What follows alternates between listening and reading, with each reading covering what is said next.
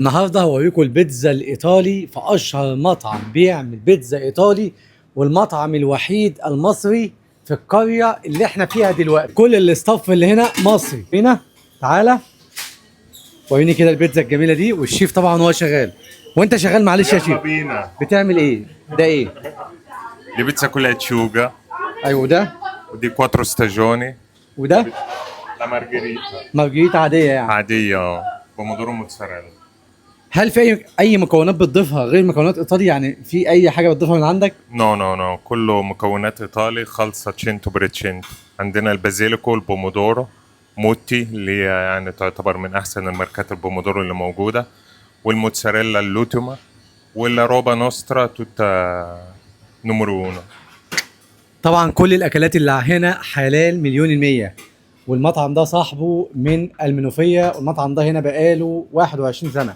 هو مش مطعم بس، هو مطعم ومخبز ايطالي. دلوقتي الشيف الشاورما المصري من الباجور، برضه من المنوفية. الباجور مسيطرين هنا جامد جدا. اللي وريني كده، ده بيتزا ايه دي؟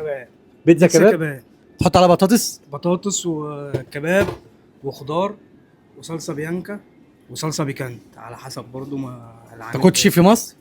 لا طبعا قدامكم دلوقتي عنوان المحل على الشاشه. طبعا محل تيك أواي، ولكن في ترابيزتين صغيرين بره.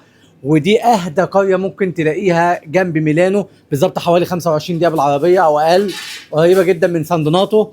وهيكون قدامكم دلوقتي العنوان على الشاشه. المخبز بيقدم كل المخبوزات المصريه والايطاليه والعيش الفينو، حاجات كتير جدا ممكن نتفرج عليها دلوقتي. يلا بينا تعالى.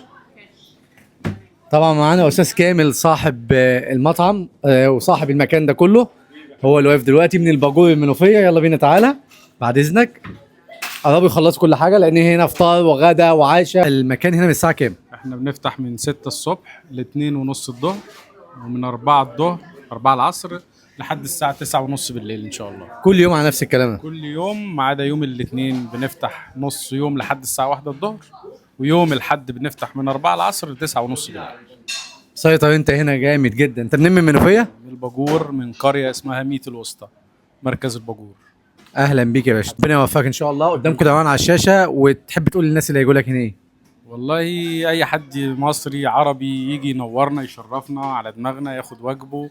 احسن مقابله واحسن استقبال، كواليتي عالي طبعا، معامله مختلفه، سعر غير اي حد طبعا. انا جيت لك الصبح شويه وجيت لك بالليل شويه، مفيش حد هنا عربي خالص شفته خالص. والله في ناس حبايبنا كتير بتعدي، بس يعتبر كزباين ثابته لا، انا زبوننا كله ايطالي. العرب يعني بيبقى معارف، اصحاب، حد ساكن قريب مننا، حد ساكن في البلد، وبيجوا طبعا بنعمل لهم احسن معامله وبنعمل معاهم فوق الصح طبعا، يعني مكانهم طبعا. اي حد عربي، اي حد فوق دماغنا، اي جنسيه عامه يعني. قدامكم عنوان المكان على الشاشه. اي حد عاوز يجي هنا، عرفتوا المواعيد بيفتحوا كل يوم، شيفت صباحي وشيفت مسائي. تنورونا في المكان ده، هتلاقي كل حاجه تتمناها وكله حلال في حلال. شكرا جدا، السلام عليكم.